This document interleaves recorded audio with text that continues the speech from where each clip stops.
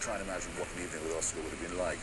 It's rather maddening because very many of the accounts we have of what it was like simply say that they can't tell you what it was like, but that he somehow managed to dominate and devastate and hypnotize and captivate every Dimitri. It smacked already of a slight decadence and something which wasn't quite what the sort of English gentleman should be doing.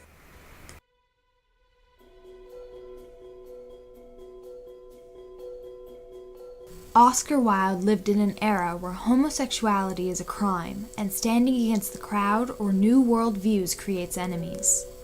But he couldn't care less. He made a name for himself through his writing, his plays, and a lot of wit.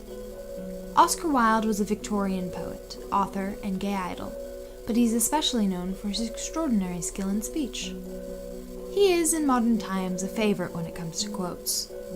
The people of the 21st century can appreciate his views and opinions when they are wrapped up in the flamboyance and sass that had slowly once made Oscar famous. The Victorian age is just about when literature that had once only been available to the successful and wealthy was shared with the public. People were just starting to appreciate the uniqueness in people, instead of shaming them, or sometimes burning them, which is clearly the key factor to Oscar's rise in fame. Yet Oscar Wilde fit into this era all wrong. He was discriminated against by those whom had never spoken to him for his history of questions, decadence, and defiance. And he just didn't care. He would even feed their anger with responses like, "I am so clever, sometimes I don't understand a single word of what I'm saying." This is the most unique you could be for that time period. To have someone so blatantly apathetic was unheard of, let alone by a smart and talented member of society, which is probably the reason why he appeals to many in the 21st century.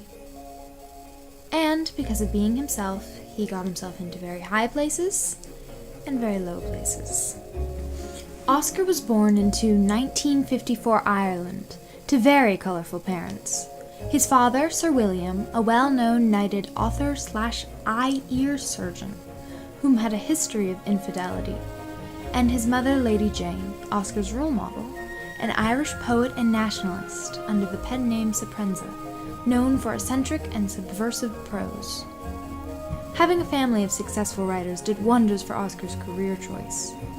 After getting out of homeschooling and secondary school, he was given a scholarship to Trinity College, where he studied literature and Greek history, which he became very interested in, and it plays into the decisions of his later years. Graduating at the top of his class, a portfolio full of poetry scattered among magazines and newspapers, and winning the Berkeley Gold Medal, he got a scholarship to the highly prestigious Magdalen College in Oxford. His time here was perhaps the beginning of when people started to realize his sense of decadence. He would happily and purposely go against the normal expectations of the time, wearing his hair long, brightly colored clothing, and packing his room with large objects like peacock feathers, flowers, large paintings, and especially blue china.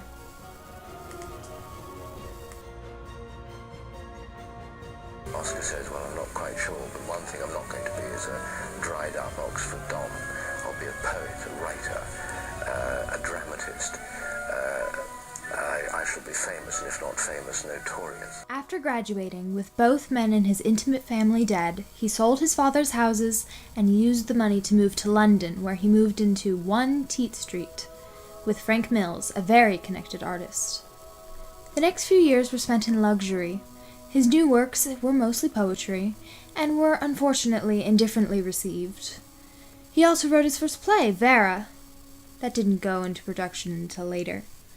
Satires were made at his expense, but he laughed with them.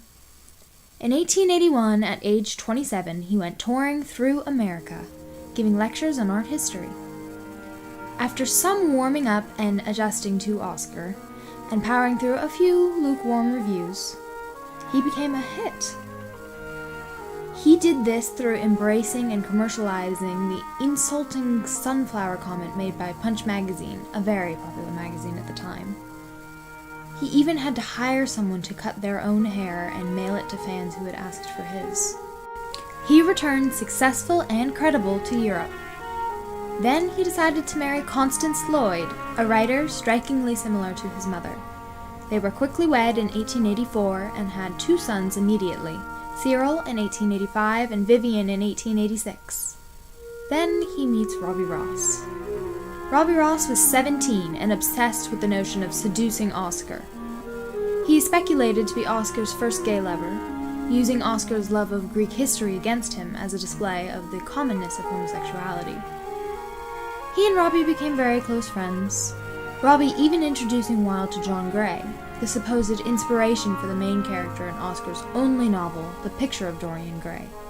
Oscar eventually came out with his best-known works, A Woman of No Importance, An Ideal Husband, and his masterpiece, The Importance of Being Earnest. However, while this was going on, Oscar met Lord Alfred Douglas, or Bosie as his friends called him, his main muse. Bosie was a spoiled 21-year-old aristocrat, and was nothing but bad news for Oscar. Alas, Bosie was an educated young man who was familiar with Oscar's works and intent on having him.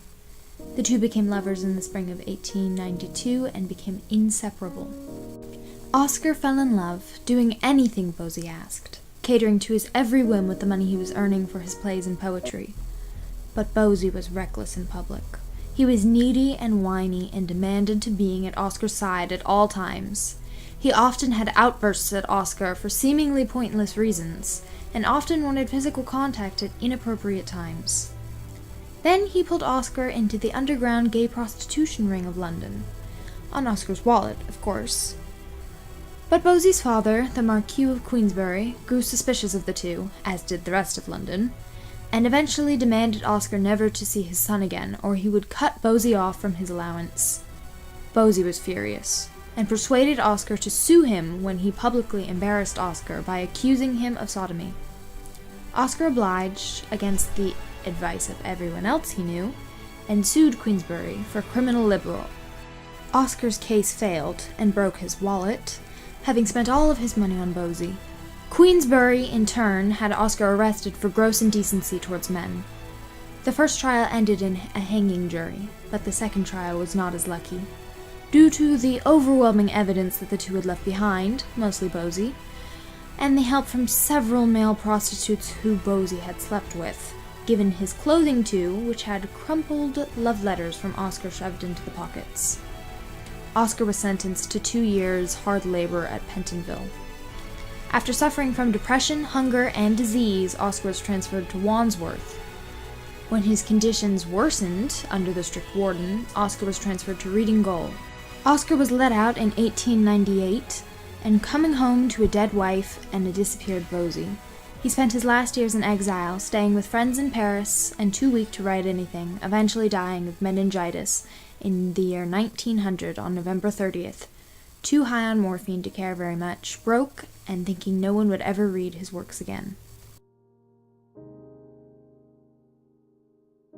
However, this is incorrect. Oscar's works are still commonly read today and usually included in lit courses.